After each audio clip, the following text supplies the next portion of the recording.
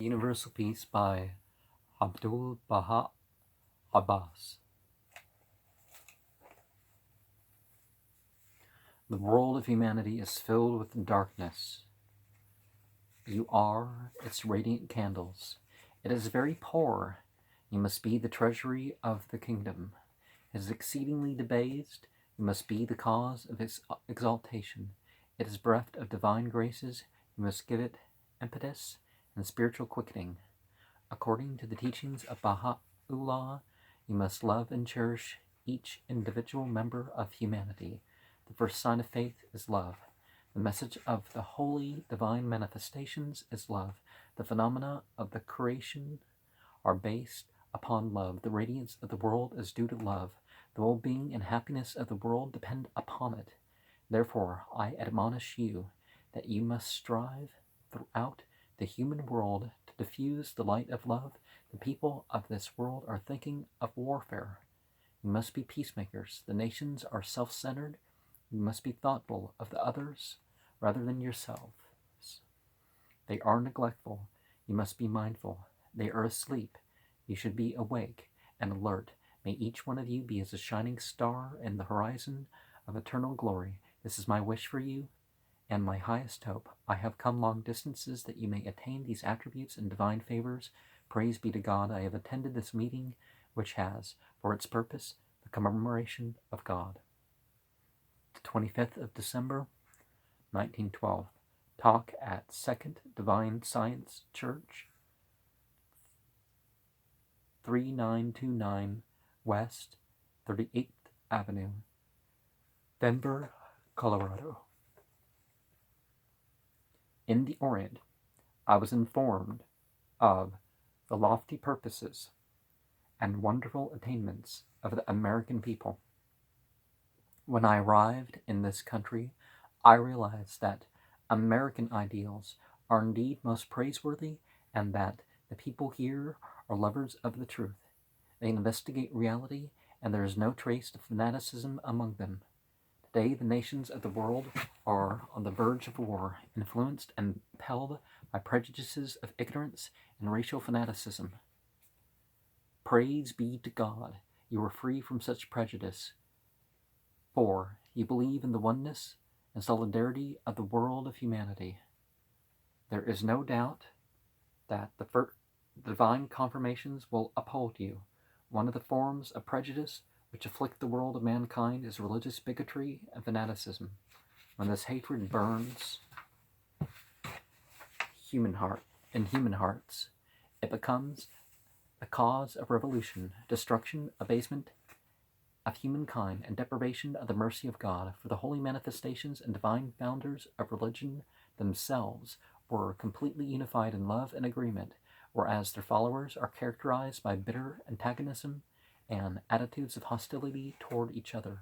God has desired for mankind the effulgence of love, but through blindness and misapprehension, man has enveloped himself in veils of discord and strife and hatred.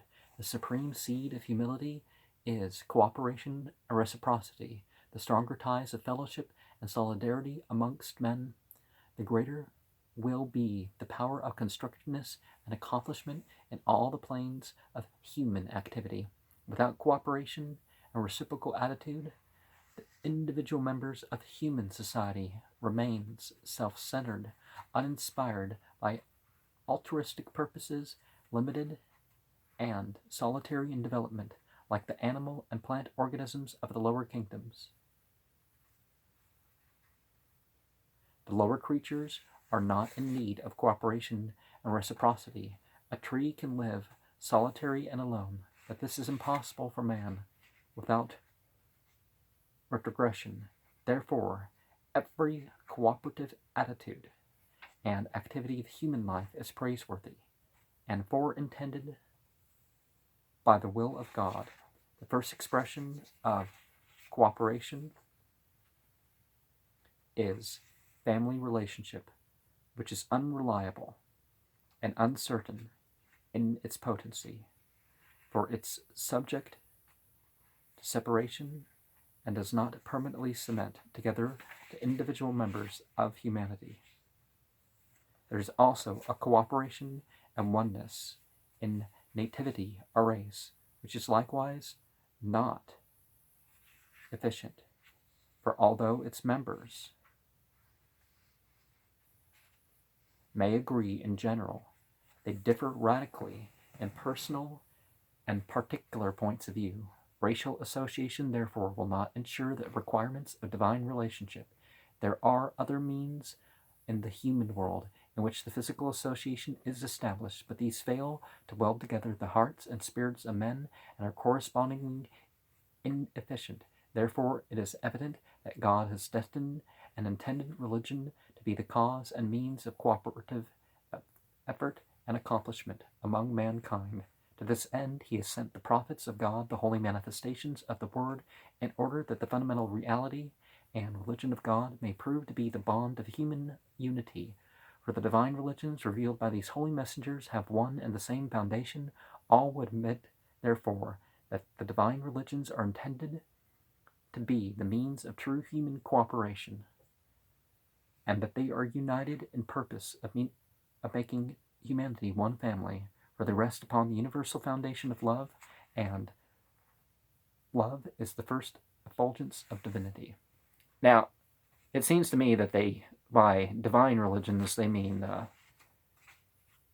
the ethnic or priestly religions, but they represent these things.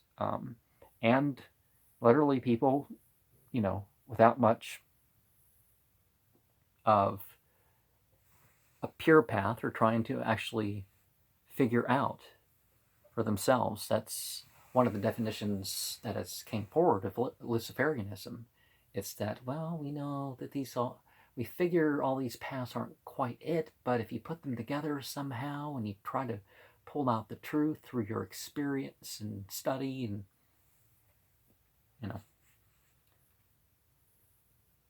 each one of a divine religion. So it's about living an authentic life, in other words. Homo veritas. Each one of the divine religions has established two kinds of ordinances, the essential and the accidental. The essential ordinances rest upon the firm, unchanging, eternal foundations in the world itself. They concern spiritualities, seek to stabilize morals, awaken intuitive susceptibilities, reveal the knowledge of God, and inculcate the love of all mankind. The accidental laws concern the administration of outer human actions and relations, establishing rules and regulations requisite for the world of bodies and their control. These are ever subject to change and supersedure according to the exigencies of time, place, and conditions. For example, during the time of Moses, 10 commandments concerning the punishment of murder were revealed in his book. Divorce was sanctioned and polygamy allowed to a certain extent. If a man committed theft, his hand was cut off. This was drastic law and severe punishment applicable to the time of Moses. But when the time of Christ came, minds had developed, realizations were keener, and spiritual perceptions had advanced, so that certain laws concerning murder, plurality of lives, and divorce were abrogated.